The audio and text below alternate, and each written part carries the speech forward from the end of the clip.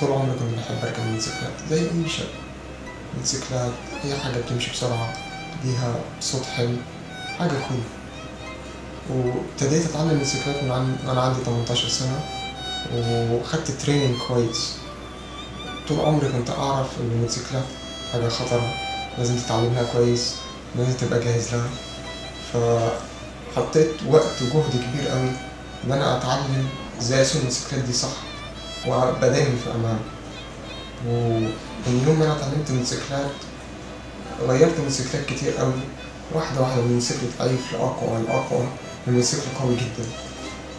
وآخر موتوسيكل كان عندي طبعا موتوسيكل أحلامي، موتور بايك فيه قوة تبسط أي واحد يسوق موتوسيكل.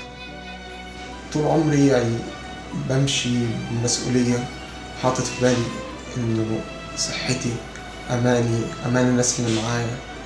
وكنت ماشي تمرين في لحظة صغيرة جدا من عدم التركيز وبس من التعب، وكان يوم طويل. عملت كراش على 80، وتقريبا كنت هموت في الحادثة. مش جاية في الفيديو ده أقول لكم إن الموتوسيكلات خطرة، لأ. أي واحد بيسوق موتوسيكلات هو أكتر واحد يقدر يقول لكم إن الموتوسيكلات دي خطر، عشان هو شاف بعينه الموتوسيكلات دي ممكن تعمل إيه. إنما أي واحد طول عمره ما ركب موتوسيكلات ولا قعد على موتوسيكل، بس شافهم بيجروا قدامه، إزاي هيعرف الخطورة اللي فيها؟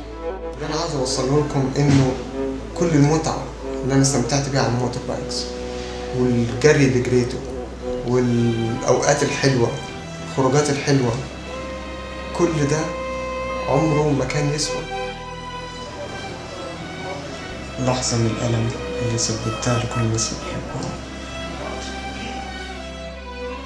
التجربة اللي أنا مريت بيها علمتني درس مهم أوي، إنه السعادة مش سعادتي أنا بس، مينفعش الواحد يكون أناني.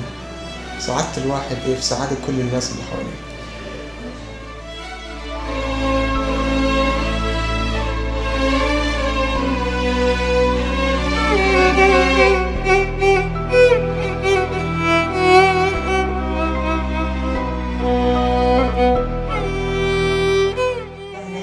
الحمد لله، قدر الله ما شاء فعل. ان شاء الله ربنا يعني جبر بخاطرنا. انا نصيحتي للابناء انه يسمعوا كلام ابائهم وامهاتهم هم المغمضين، ما يناقش امه، لان الام والاب صادقين، لانهم ناس محبين مش هيخدعوهم. يعني عارف الشباب عندهم رؤيه ان هم الجيل واحنا جيل تاني، ان هم لا، هو انت ليش متمرد على الجيل القديم؟ بالعكس، يعني احنا عندنا تجارب في الحياه واشياء تانية. انت ما عندكش تجارب في الحياة، انت بتتغرى على ايه يا ابني؟